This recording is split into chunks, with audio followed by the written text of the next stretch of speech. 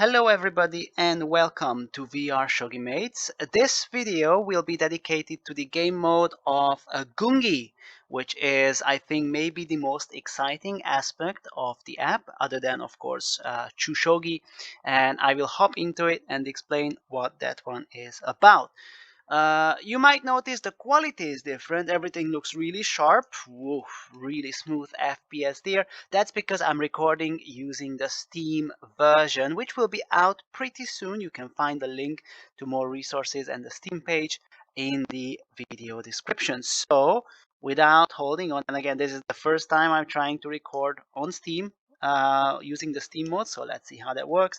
I'll just hop over here to my Marshall, grab it, and with that, Gungi mode is selected, as you might as well see. You can see the little example board and of course the large one to show that, hey, the game is selected. Now I will open up the menu and host a little room just simply named test, which will be our room where I can explain how the game actually works. So you can see it's loading up. The hands will spawn in a bit and we are here. So welcome to the Gungi mode of VRShogiMates.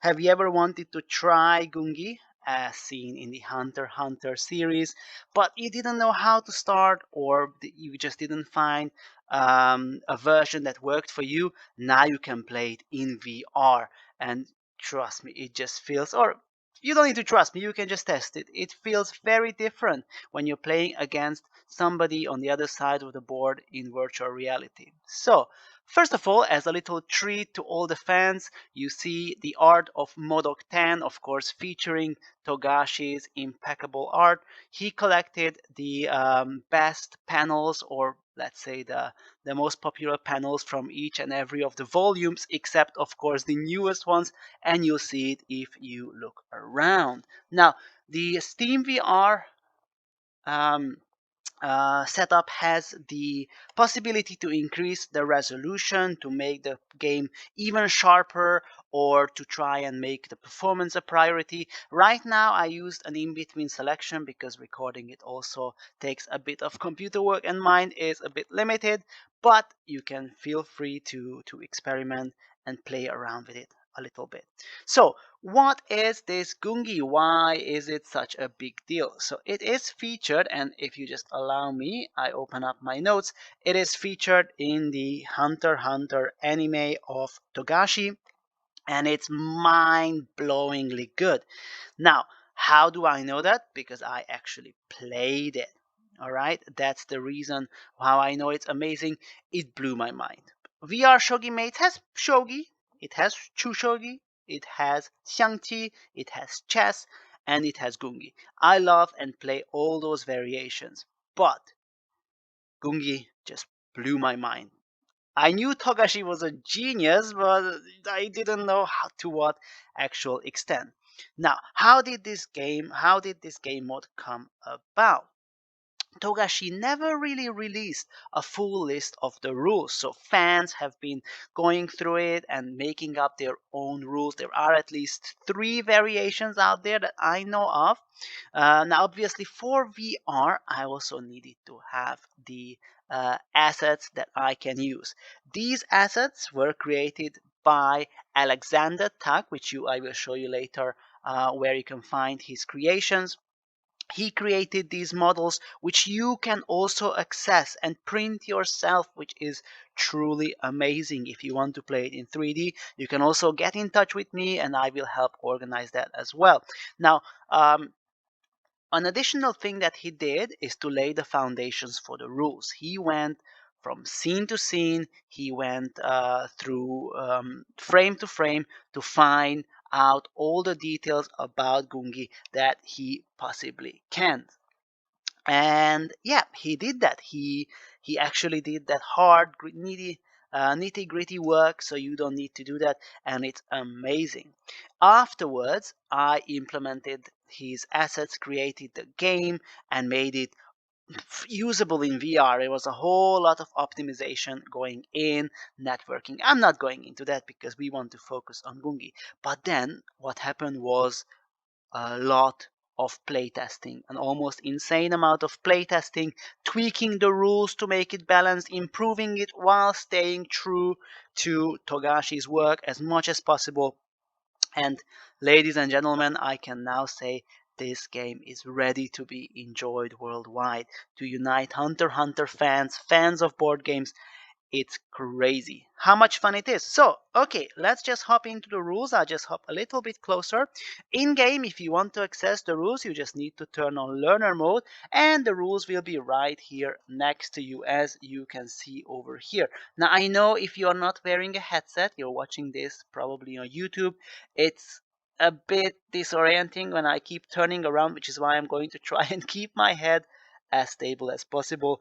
In VR, I am wearing it. You're not feeling this kind of motion sickness because you only move your head and not your body. And of course, it's in perfect sync. High FPS helps as well. Alright, so Gungi is played technically on a shogi board. So that's a 9x9 board, which is bigger than a chessboard. But it's not two-dimensional, because in Gungi you can stack pieces on top of one another until you have 3 pieces, and because of that the board is actually a 9x9x3 cuboid basically.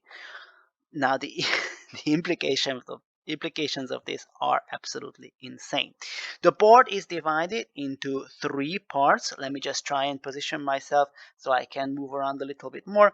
There are the first 3 squares, which will be the first 3 ranks that you see. These horizontal lines are called ranks, and the verticals are called files. The first 3 ranks closest to you will be your camp. This is your home base.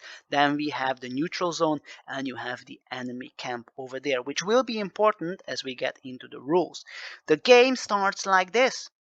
There's no preset starting point like in chess, shogi, and all the other game modes. There is a specific section called placement mode. And let me just hop over there, just so you can see as well all the details. I might take a peek every now and again, even though I have played this countless times. When you record a video, sometimes some parts of the rules slip, but no worries, we have it right here. So the game starts with something called the placement mode, or the initial stage. This is basically a game in itself. What will happen is that the players will take turns making their moves. Let me just bring up my notes as well. Will take turns placing their pieces on the boards. This usually takes up 26 moves. What pieces do you have? Well, let's take a look. You have one marshal, that will be the king equivalent. You have 2 lieutenant generals. You have 4 major generals, 6 generals, 2 councils, 2 spies, 2 knights, 2 samurais, 2 cannons, 2 archers, 2 fortresses, 2 musketeers, and then at the end you have, let's see, 1, 2, 3, 4, 5, 9 pawns. You might think, oh, that's a lot of pieces. You don't need that many. Because of the tower aspect of the game, where you can build pieces on top of one another, you will feel like this is basically not enough. So how do we decide which player starts? You each will grab your marshal in your hands, and you turn on placement mode. As you can see, if I turn on placement mode, that places it on the board just like this, and I can put it anywhere. Now let me just show you. Both players grab the marshal and look up either towards the panels or towards the sky, and then try to place their marshal as close to the center of the board as they can.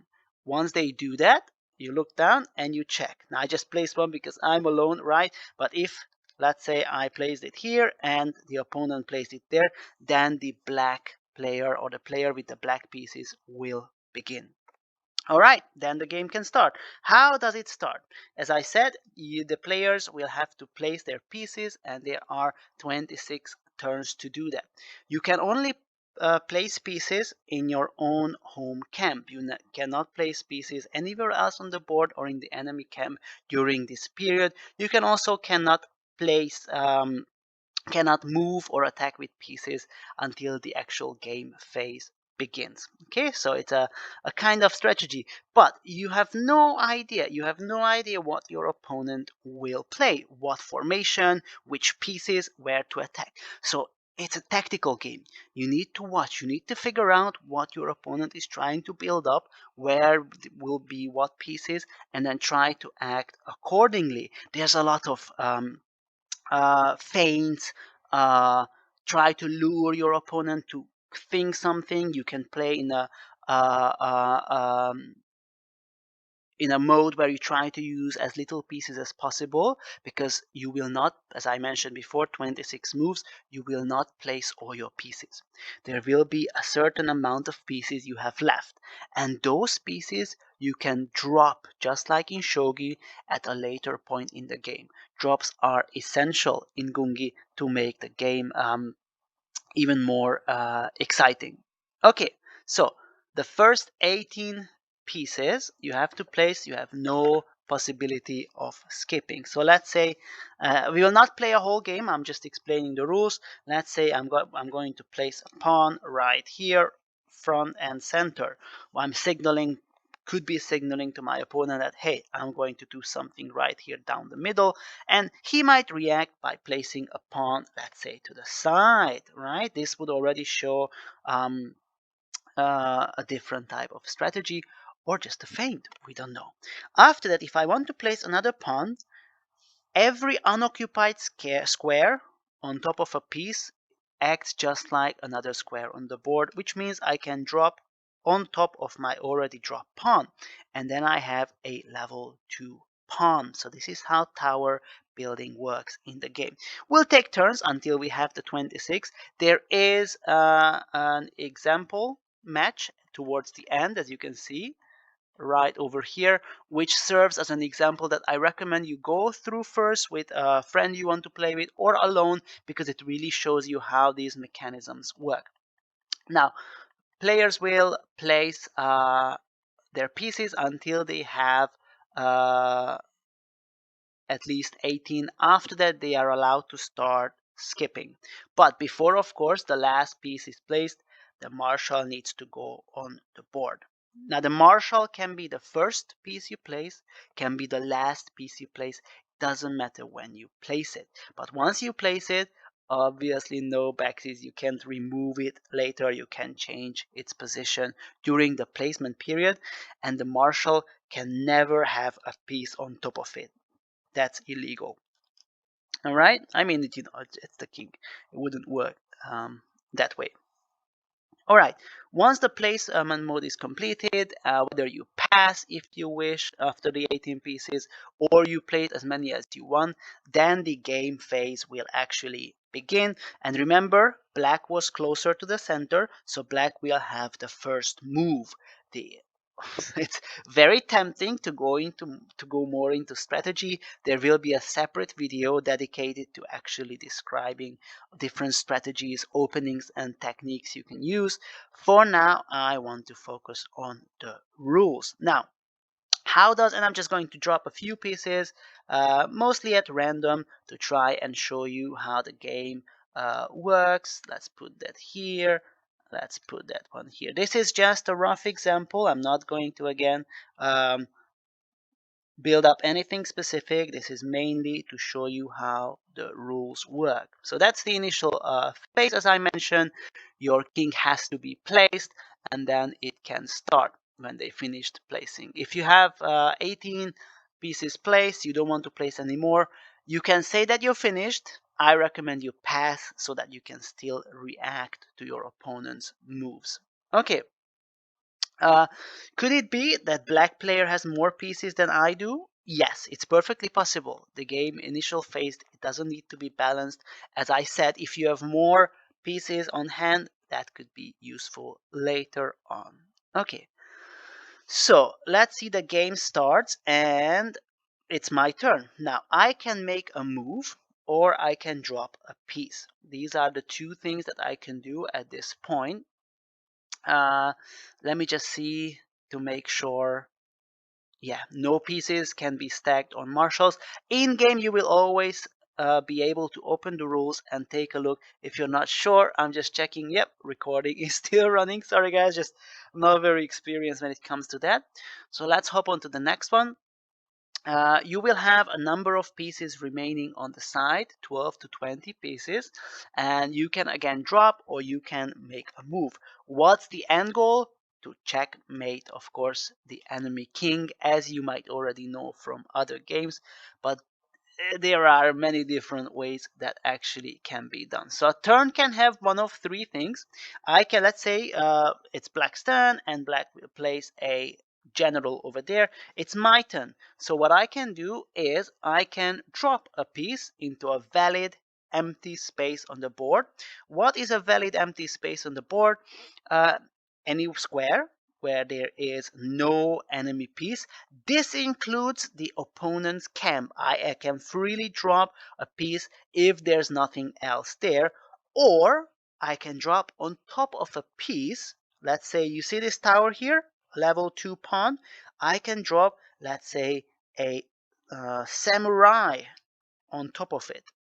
And that's my move. I have performed a drop. To this, my opponent might decide to move a piece instead of dropping one.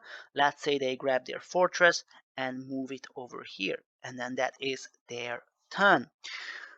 There is limitation to the drop. You cannot drop on top of an enemy piece in their own camp. So black cannot just grab this and drop it on top of my fortress over here. That move is illegal, but this only applies in the enemy camp. If my piece is over here, the opponent can easily drop on top. And then they have a level 2. Okay, so there will be a lot of calculations. Where can I drop what? What will be the counter reaction to that? Okay, so that's the second one I said before. You can drop a piece, you can move a piece, or you can capture. As you can see, my samurai is perfectly lined up with the opponent's lieutenant general, so I can, as on my move, take this one, just drop it anywhere, just float there if you like, and bam, there we go. I have captured the opponent's piece. That's how capture works. Can I drop this piece again? Nope. This piece is out of the game. It doesn't count anymore. So you cannot drop it. That's just not possible. Also, I have noticed a small mistake. There we go. No mistake there. So you see the red dot. It shows where the square is, where the piece is. What else can I do? Well, instead of taking that pawn, I could also move there, because remember, the top of a piece, if it's less than, if it's level 1 or level 2, is also free. So I can just park my samurai right on top of his lieutenant general. And this will have, of course, implications. My samurai will be, of course, stronger. Which level you're on will define your moveset. I'll get into that in just a minute. But it also blocks the opponent's pieces and abilities. Are you still following me? I hope so. You can drop a comment if you're not sure. And again, I might make improved videos or drop another video to answer Q&A if there is a request for that. Okay, so these are the three things I can do.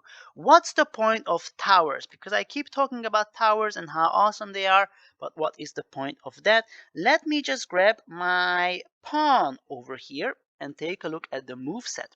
This is again Alexander's design. You see the name of the piece and you see these dots over here. These are the move patterns. Let me just grab, maybe not this, but maybe over here. Let me just grab that. Sorry for the burp.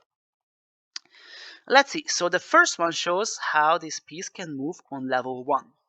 The second one shows how the piece can move on level 2. And the third one, how the piece can move on level 3. And of course, it gets better and better and better. But in some situations, a level 2 might be better than a level 3. It's all situational. For example, as you can see, on level 1, the spy can move to these 2 diagonal back squares, which ability he loses later on. So that's just a good idea to keep track of as well. Let me just drop it back there. There we go. Checking if the recording is still going on. That seems okay. Right.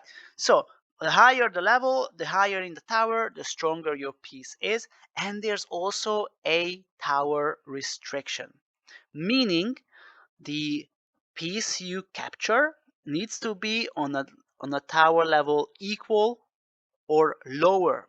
You cannot attack a tower that's higher than you simply because that is a square up. Let me show you. If I have if I have my samurai here and the opponent has a samurai, where's the samurai? Over here. Now you see mine is a level 3 samurai and that's a level 2 samurai. Can he capture my samurai? No, because my samurai is on level 3. Can he move on top? That's also not possible. So towers need to be planned very carefully. They are static because once I move my samurai too, right, it is no longer on level 3 unless, of course, I move it on top of another tower, right? So there is a level restriction. If it is like this, it's not possible to take it, although I can take it at any time, right? But again, remember, there can be all kinds of shenanigans. Let's say I want to take it. I move my samurai and I think, that was so dumb to put a samurai there. Well, the opponent just responds with dropping a spy on top of that. And he has a level 3 and I have nothing. And the game just flipped. The games that I have played in Gungi and the testers played, it's just crazy how many twists there are, or how there always seems to be a way to go forward to move the game along, and it's a kind of excitement that very few actual board games give. I feel like, okay, it's also, and I'm sorry for the language, a bit of a mind fuckery to try and calculate moves ahead. I played shogi, chushogi a little bit. I played xiangqi. I played chess. This is so far the most complicated and the most fun one, to be honest. Although I do still, I'm very loyal to shogi. Okay, so move that. How do we work the notation? How do we announce moves, which is done in Gungi? You see the numbers around the board, so that indicates first you will say the row number. Okay, so that would be for a marshal. If it's a marshal 591, marshal 5, right? 9 1. Does that work? Do you think that works there? No, because the first one will be the file. Okay, so the file is the first one, which is very important. After that comes the rank or row, and after that. So 591 will mean right here where I placed it initially. First, so once again, first you state the file, then you state the rank, and then the level. Always need to state the level as well. Okay, that will define your, those are the, let's say, coordinates of where you place a piece. Later on, I can talk more about the notation. So I mentioned the drops before. The board has 3 levels of height. Spaces on top of other pieces are also available for dropping a piece on top, except the enemy camp. However, if I have a general over there and it's my turn, I can drop on top of it because it's no longer an enemy piece that occupies it, and it's freely available for dropping on top of. Okay. Right. We mentioned that. Yes, we will discuss the special rules regarding pieces in just a little bit. Can I drop to capture? Let's say there's that spy. Can I just drop a lieutenant general or a major general and capture? No, that is not possible. You cannot drop to capture. Dropping is kind of just like making a move, okay, or inserting a piece. It's not for capturing an enemy. Once I drop it on the next move, it can of course capture. Again, this is almost exactly the same as in shogi. Right, let's see. Kings can never be stacked upon. I can never drop a piece on top of my marshal, and of course the opponent also cannot. So even if my marshal is over here, the enemy cannot, the opponent cannot place a piece on top of it. But I can make towers with my marshal, and it is actually really recommended to do that, because obviously the level restriction means your marshal is protected, more protected on a higher level. So let's say it's my turn. I can move my marshal on top of the general to make a level 2 tower. You can create towers by moving pieces. Obviously they need to be on equal, or you move to a lower level. So this, for if they are equal, that would be just like this. I move my marshal on top of the general, and if it's a lower piece, that would look like this. I move my level 3 marshal, so that would be 5 marshal 5 7 3 moves down to 5 8 2, and that one is perfectly fine. There you go. By the way, once you grab a piece and you activate placement mode, the trigger button will change the levels you want to place with it. But of course, if you want, you can just grab it here and place accordingly. I don't mind. It's up to you how you enjoy the game. All right. A drop can also be used to give an opponent checkmate or put it in check. So there's the marshal. You see the squares around it are free. Obviously, this is a nonsensical move. You wouldn't do that in a real game. But I can drop my cannon over here, and that's a check on the marshal. All right, now it's not checkmate because the marshal can take it, or the marshal can hop on top and use my cannon as a platform, right? Just like that. Okay, let's keep this moving along. Now we need to talk about towers. Towers are the most essential defensive pieces of the game, and that's because of their ability. In Gungi, uh, not all but most pieces have some kind of ability that they can utilize. Now this sounds silly at first, but trust me, it is quite balanced. So a tower basically elevates all pieces in its movement square as if they were on top of the fortress. So if I have my fortress here, or level 1, and I have a cannon placed right here, that cannon acts as if it was a level 2 cannon. And when the opponent attacks, that is, for all intents and purposes, a level 2 cannon. So towers are essential in creating, fortresses are essential in creating towers and saving pieces, because you'll find out if you just want to build level 3 towers thinking, haha, the opponent can never come through that, well, you run out of pieces really fast, while your opponent will have the flexibility to just break them down at his leisure, all right? If the fortress is on level 2, right, will it elevate my major general? No. The piece it elevates need to be on the same level as the fortress. So right now, this does nothing. My major general is still level 1. However, if I have a level 2 spy within the movement range of a level 2 fortress, this is a level 3 spy now. All right. Now, if you are an experienced chess or shogi player, you'll understand the implications of this one. You need to keep track of fortresses and which pieces they boost. And a fortress will only boost your own pieces. If there's a major general over here, it does not get the bonuses of my fortress. Okay, so they are immensely useful. However, as I said, they are almost purely defensive. Why is that? It's because of the drop rule.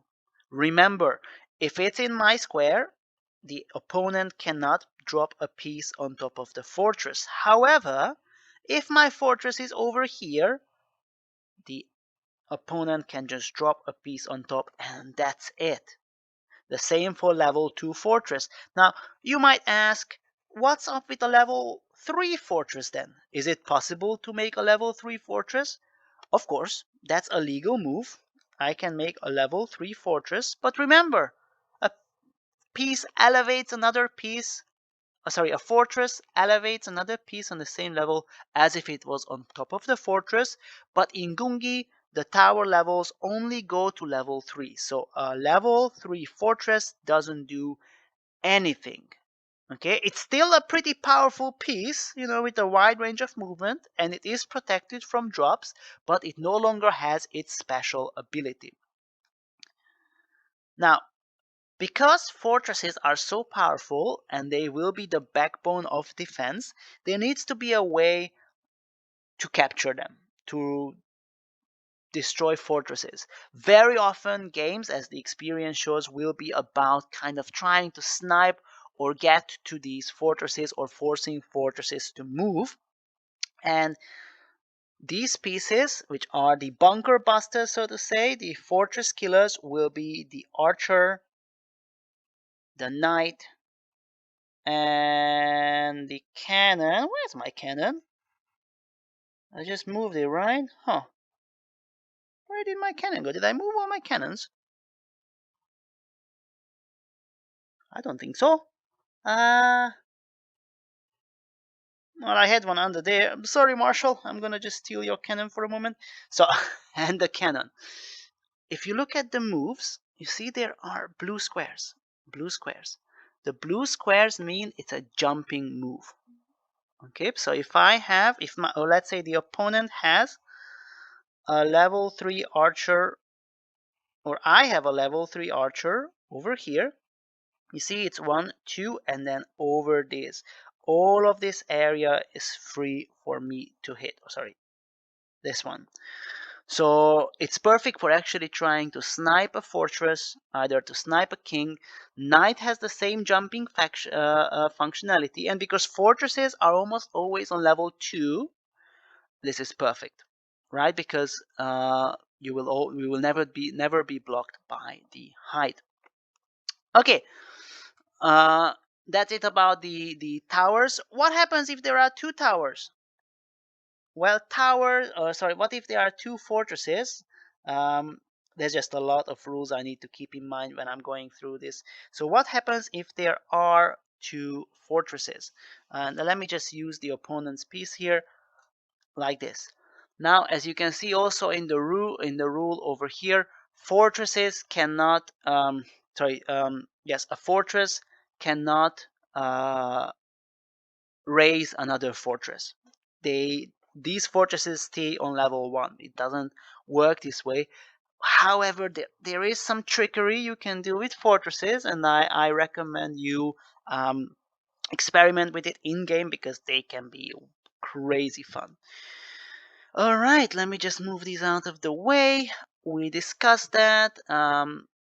This is of course the towers as well that we mentioned, how higher tower level will have a different move set. There are 3 levels, and of course the tower height needs to be considered when you make a move. Higher tower level cannot be attacked by a lower tower level unless that is boosted by the fortress. Okay, and here you see the unique ability of the fortress as well. So 2 fortresses will not affect one another, and the level 3 fortress will lose its ability. Oh, by the way, towers, what happens to the pieces under? Right, so there's a major general and a samurai on top. Well, now that major general has become part of the board.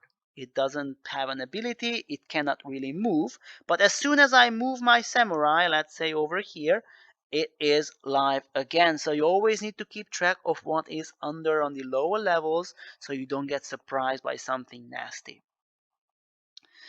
Okay, there's some more information on the fortress. Only elevates friendly pieces, as I mentioned before. If I move a piece away, as we mentioned earlier, right? So this here. Um, there we go. This here is a level 1 fortress, a level 2 cannon. But if I move that cannon out of the range, move it here and then move it here, that is no longer raised up. Or actually, because it is a level 2 cannon due to the fortress, I can just move 2 like this. But it no longer has the boost of the fortress. You need to be within the movement range of the fortress. Can I use the fortress to attack? Yes. When it's time to defend, your territory and there's a general here, I can take it with the fortress. No problems whatsoever. That is perfectly fine. I can also move on top. Now there are some issues with the fortress when it comes to movement, and that is once you place a fortress, maybe I shouldn't. You know what? I leave that for the strategy aspect, maybe the next video, because again, I don't want to give away too much. Figuring out how you can make different moves is part of the fun. So let's just move on to the next one. The next special piece that we have, similarly crazy, is the council. Right over here. So this is the council piece, and you will notice this piece looks different. It has only one move pattern. So the council only has this specific move pattern, whichever level it is on. It basically never changes. That's both good and bad, because this makes the council the most powerful piece on level 1. But council also has a special move. It's called a takeover. Let me show you what this one does. It's quite crazy. So let's say I have a major general there and I have a council on level 2 over there, and it's my turn to move. Now I say, ooh, that general over there looks really nice. I can perform takeover. If I move my council on top of a tower that is of an enemy piece or contains enemy pieces, and I have those ready, I can switch them out. So I can take this general as if I just captured it and put my general instead. Bam. Now I have captured it. This also works if I drop my fortress. So let's say there is a lieutenant general over here and I wish to drop my council. I announce, council 552 takeover. I remove the lieutenant general and place the council on top. Okay, now while that sounds crazy, in games it's actually very situational because it comes at a hefty price. You are switching out, especially if you drop your pieces, and right now that piece is on level 1. It's not even active. um, It's so difficult not to go into actual strategy here. But the point is, it's a risky move because you'll have to invest a lot of your pieces. Let's say there is another special situation. There is a spy over there and a general, but I only have a general. I don't have a spy. Let's say this one is gone now. I only have the general. I cannot drop a spy. Can I perform takeover? Yes, but you can only replace obviously the piece that you have, meaning I can only replace the general. Now what if there's a spy and general there, and I also have a spy? Where's my little spy? There we go. And I have a spy. Can I just replace the general? No. If you have both places, you have to replace both of them. You cannot just choose to replace one. Again, this is a kind of high investment, high return move if you get lucky. Okay, so that's the council. Now, Lieutenant General is the next one. Let me just clean up a little bit. The Lieutenant General, as you can see, it is maybe the most powerful piece in the game, but for a special reason. Its move pattern is quite powerful. As you can see, it has a really unique move, and it's not colored blue. It's not a jumping move over there. And we will discuss that too in a minute.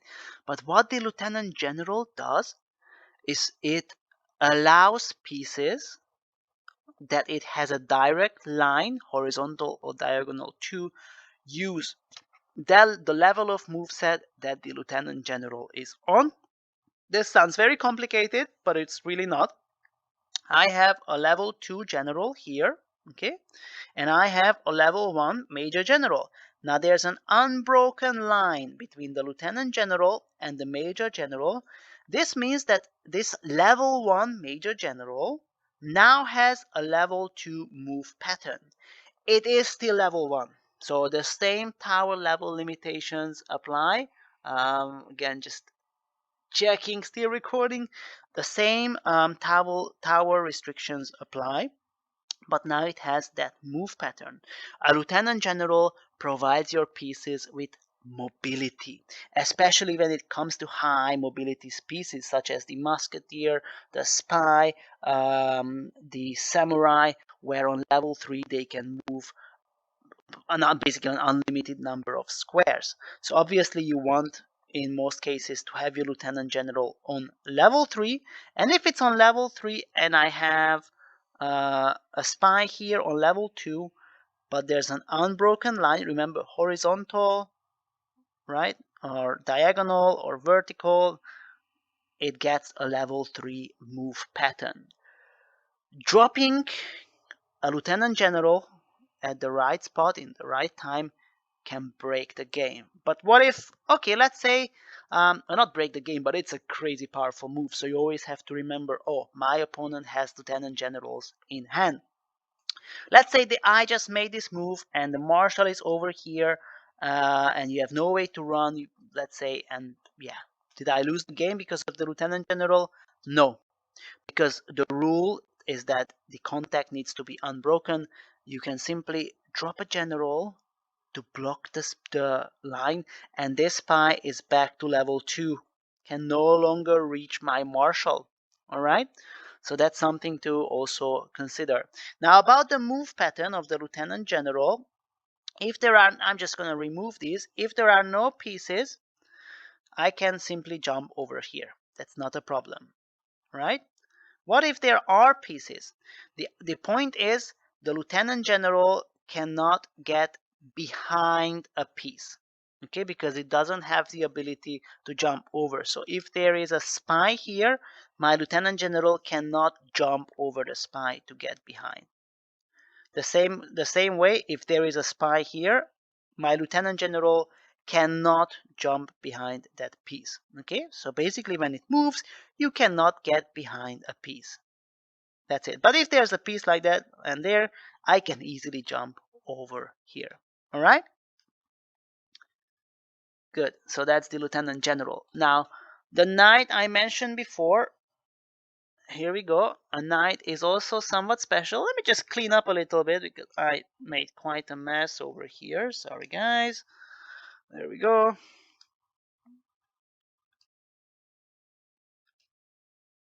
Okay. And this cancel to just come back here for now.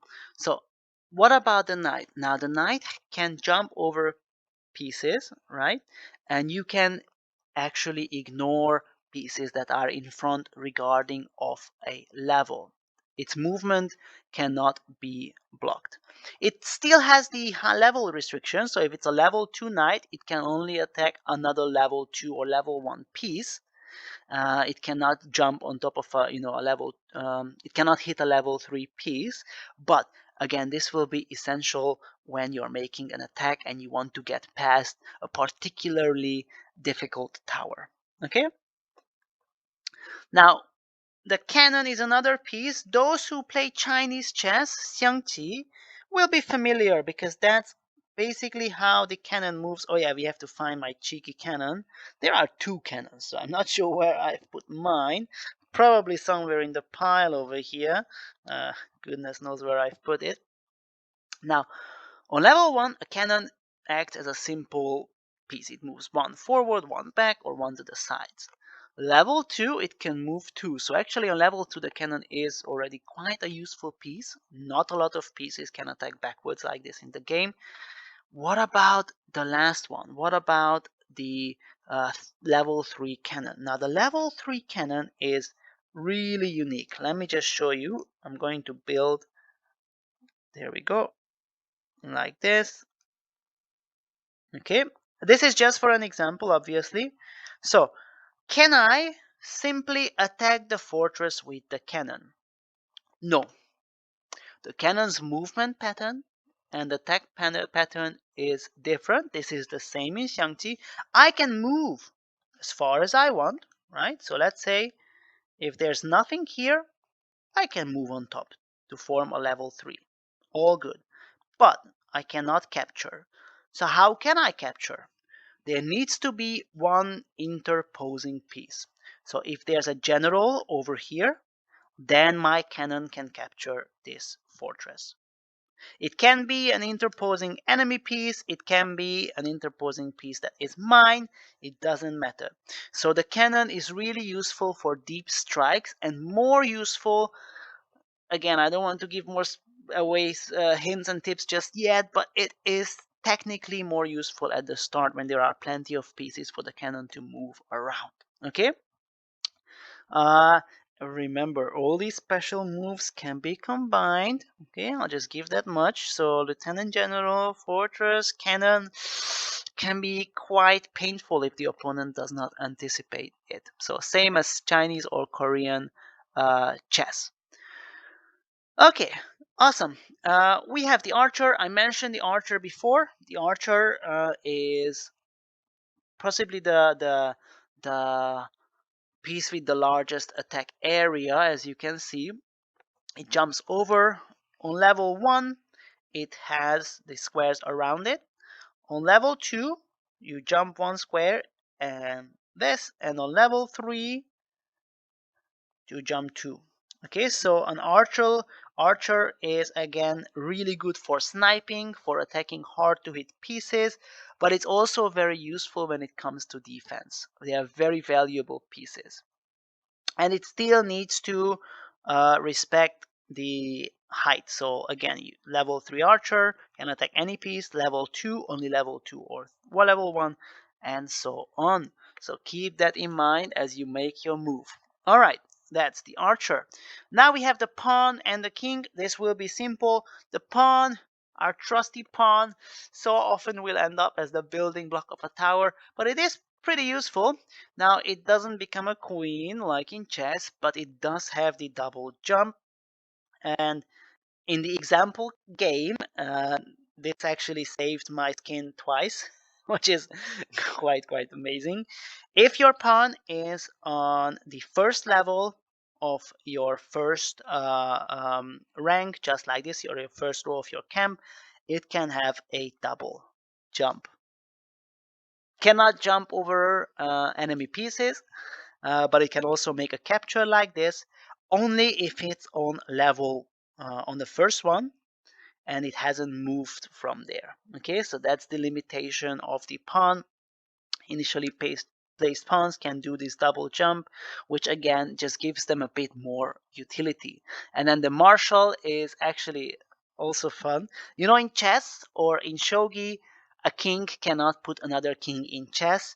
In Gungi, it actually can because of the height difference. So let's say there's a just gonna again an example. There's a samurai here that can't do anything. There's a marshal here, and it is my turn. I can move my marshal on top, and that level 2 marshal can actually put the other marshal in check, and it doesn't work the other way around because of the height restrictions. Okay, so it's amazing. Now, you can never place, of course, a marshal. You can never place a piece on top of a marshal. That means I also cannot, move on top. It doesn't work that way. So that's it for the rules and the special parts of it. I'm pretty sure I left out a few things, but that should give you an idea of how it works. We did plenty of playtest games, and it's amazing. The games are exciting. They take quite a long time, so keep that in mind. I highly recommend using the correspondence game mode, so you can just hop back in and continue. Um, on average, if you're not familiar with the rules, a match will take between 4 to 6 hours. Uh, well, I'm trying to make it more popular, the game, so I'm not sure if that's really helping. But if you already are familiar with the rules, 1 hour, if it's a quick match, 2 hours should be enough to play a quick one. Really exciting stuff. I highly recommend that you go over the example game that you can see here. There is a page included for the game notation, and if you start playing with Gungi and you play an awesome match, please hop on the Discord. You can find the Discord page, the link over here. You can find it also under the trailer or under this video. Hop in and share your game because it's amazing. I love analyzing games, and I'd be happy to do that if you have a game that you think is really special. If anything is a bit confusing, I apologize for that. Do feel free to ask questions to clarify some parts of the rules, and I'll be happy to help with that so you can get started. One more thing that I'd like to add. Again, the team worked, I would say team, but me and a couple of testers, we worked quite a lot on trying to find that sweet spot of the rules where it's close to the manga, and Togashi's work, which was very important for us, and also provides a balanced and fun experience. This is the rule set that we arrived at. It might change. There are still parts that I feel like I could tweak, we could improve.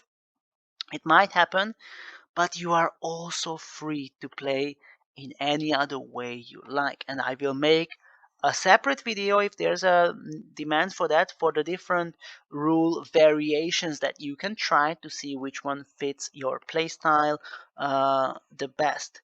Thank you very much for watching this video. I hope you'll try it and enjoy Gungi in VR. If you want to find people to play with, you can join the Discord, and that's also used for match finding. And yeah, just thanks a lot. Don't forget to like the video for for an indie developer. That means a lot, and to put the app on wishlist. I truly appreciate it, and see you again next time. Thank you very much.